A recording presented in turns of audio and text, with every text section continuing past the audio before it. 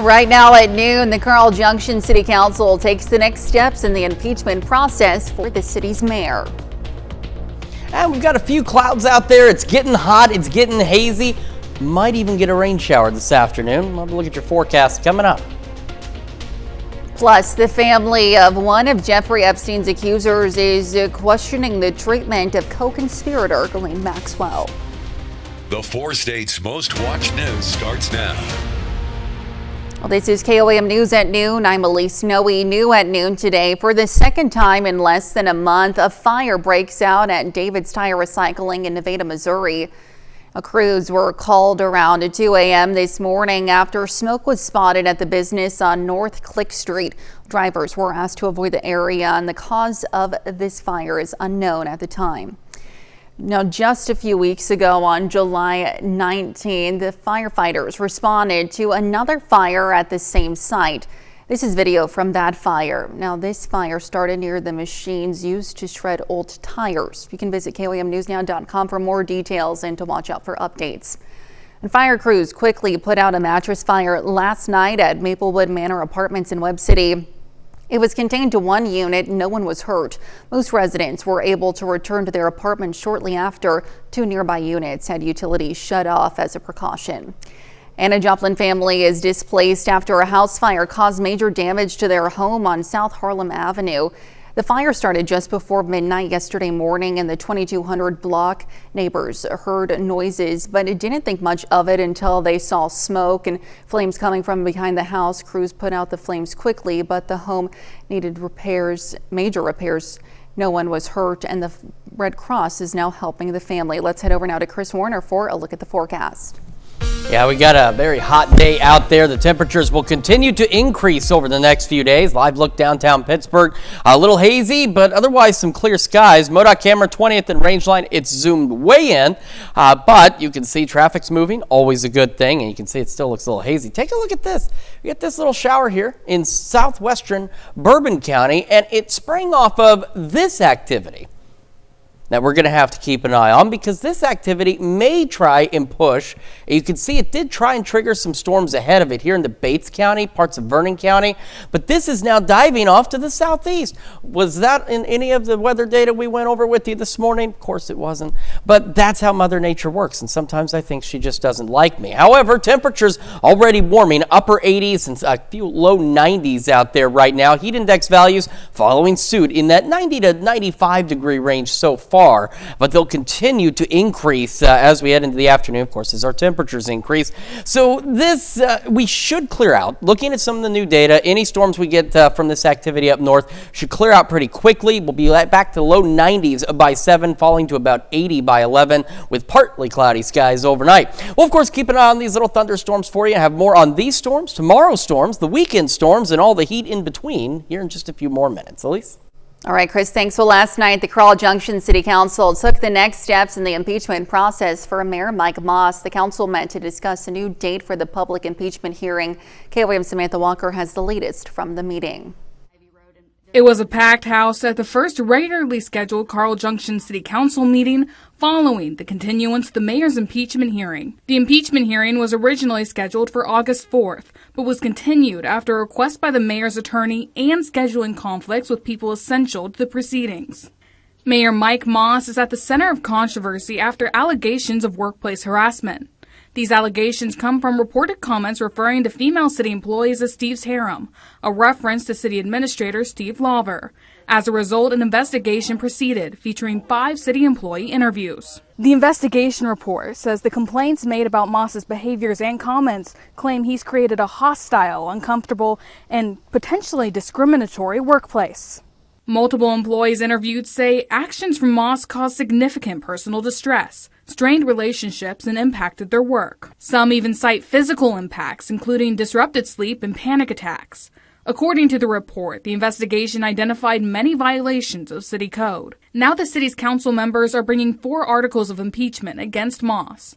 According to those articles, Moss has shown a, quote, conscious disregard for the proper order and discipline of the city of Carl Junction, its codes, and the laws of the state of Missouri as they related to the conduct of government. It goes on to say Moss is not suited to hold public office.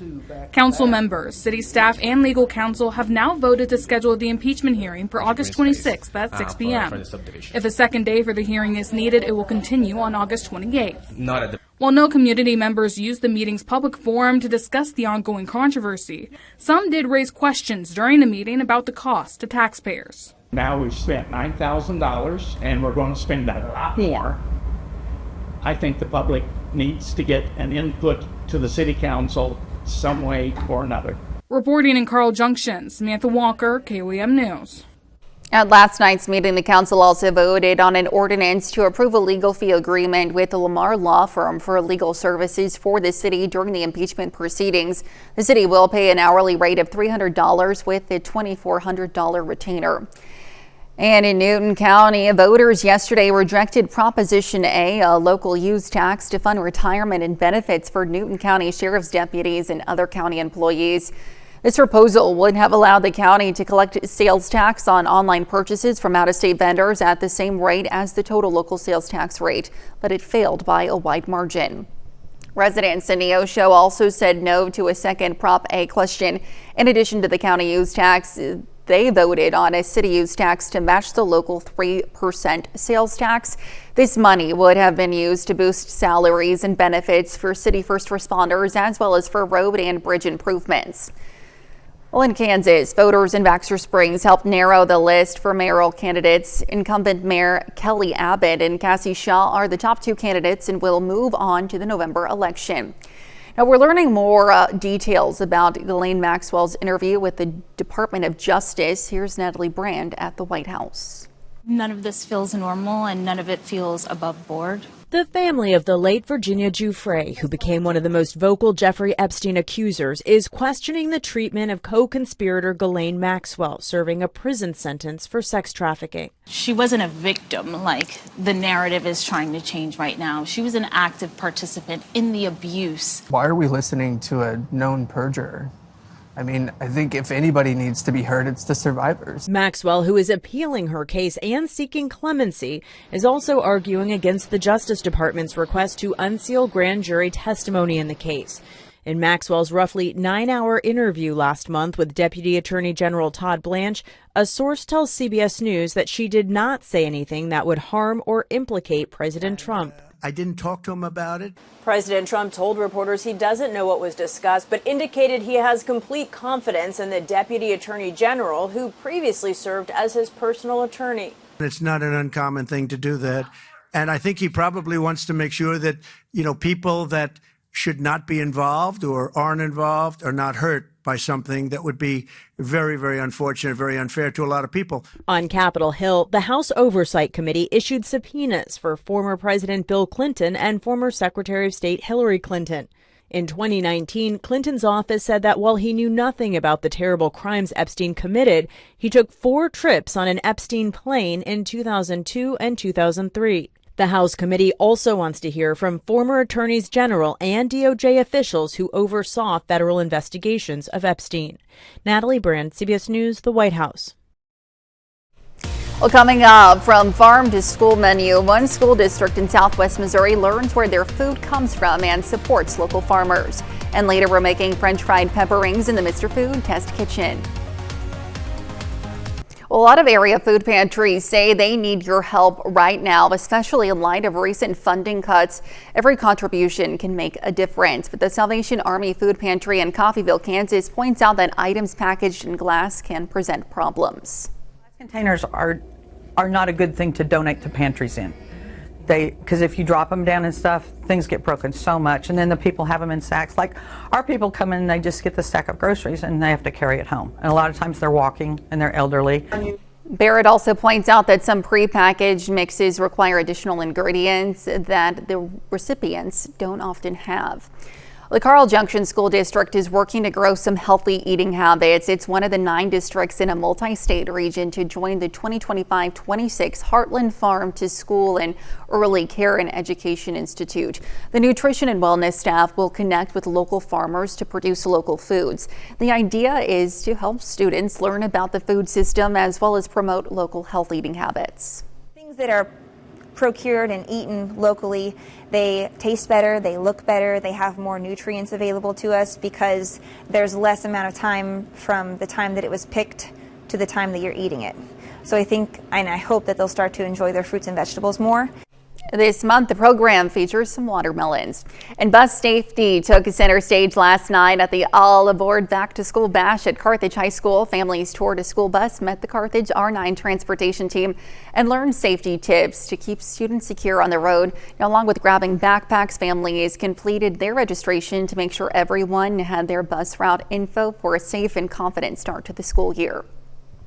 And with so many young students heading back to school in the coming weeks, many proud parents will want to share pictures of their kiddos on social media. But just be mindful of revealing personal information. Their full name, name of their school, grade, age, and other identifiers can be used by predators and scammers. And still to come on KOAM News at noon, Mr. Food. Today's recipe is going to give your everyday onion rings a run for their money. Stick around and I'll show you.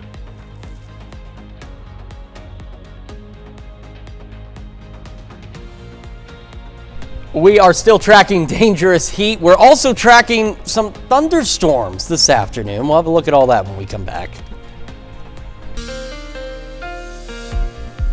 Welcome back to the KOAM News at noon. So if you were with us during the morning show, what I'm about to show you doesn't even make sense. But it is what we've got. We're going to start with this less than attractive shot from downtown Pittsburgh. But the reason I've got it points this way, I've turned it back to the north, and you can see some of the cumulus clouds out there. We got a lot of haze as well. But it's associated with what I'm showing you now. See those thunderstorms up north? If you were with us this morning, they weren't supposed to be there. These are storms that, honestly, we have to go pretty far back. They were severe hours ago, and I mean hours ago. This is 9 o'clock this morning. They were supposed to kind of fizzle out.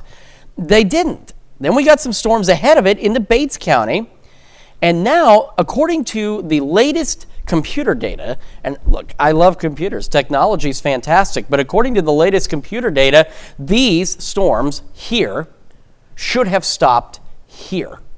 So if I show you future track, which I will in a moment, it's going to show them phasing out, fiddling out here. They're just dying out. But they're obviously not. They are moving to the south. And so if they continue to hold, which, I mean, they're not severe. I do want to emphasize that. They're not severe. We're not expecting anything severe from them. At the same time, we weren't expecting them. But they have shown up on our doorstep anyway, and you can see they are pushing to the south rather quickly.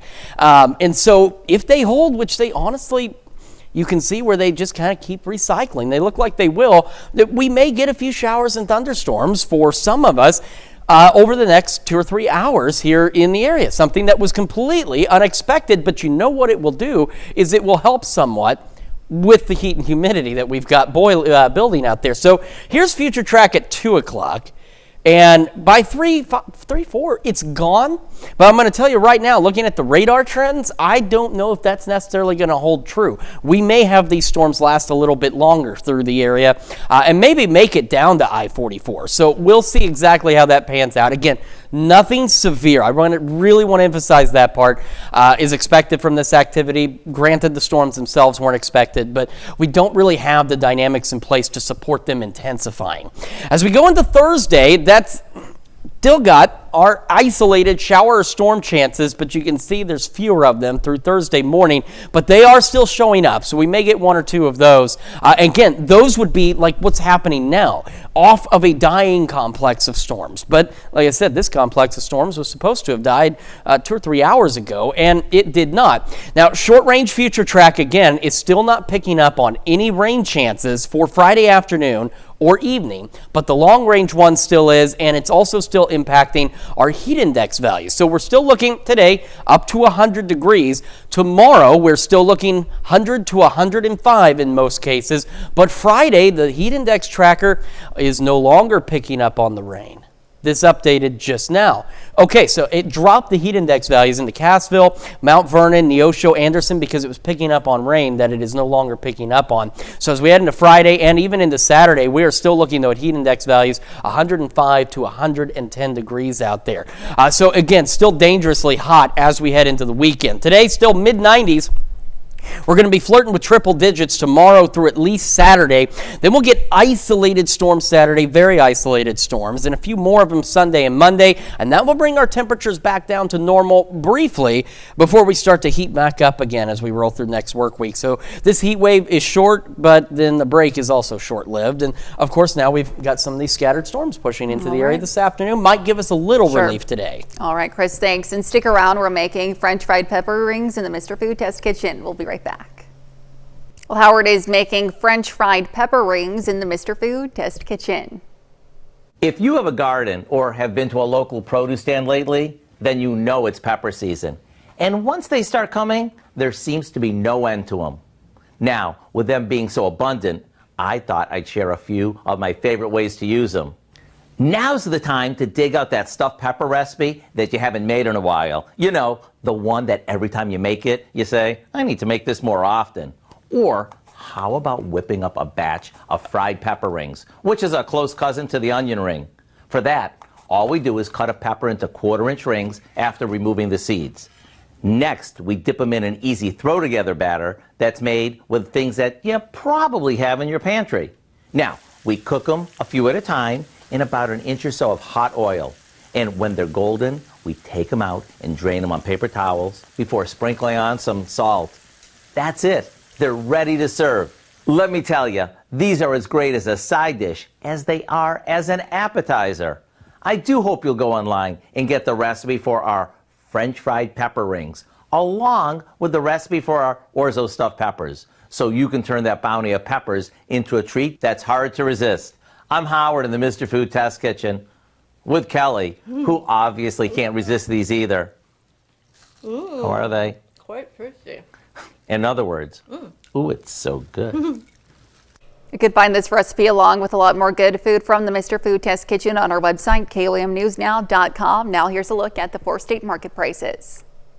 All right, just another quick check of our unexpected thunderstorms. Again, nothing severe, nor are we anticipating anything severe, but this line continuing to hold its own, and if it does, it will continue to push south through the area, giving at least some of us an opportunity for some shower and thunderstorm activity. Might help a little bit with the heat. Otherwise, we continue to heat up, temperatures into the lower triple digits possible this week with heat index values to 110. Chris, thanks, and Dowd here for us later on. Lots coming up at 5. For starters, teens are increasingly suffering knee injuries, often causing damage to the cartilage. Now, a less invasive procedure is here to help. Plus, we're going to visit the Carthage High School marching band to see how they're preparing for competitions and how our local cemeteries are keeping up with the summer weather. Join us for those stories, a lot more. KOAM News at 5. All right, Dal, thanks. Have a great rest of your day.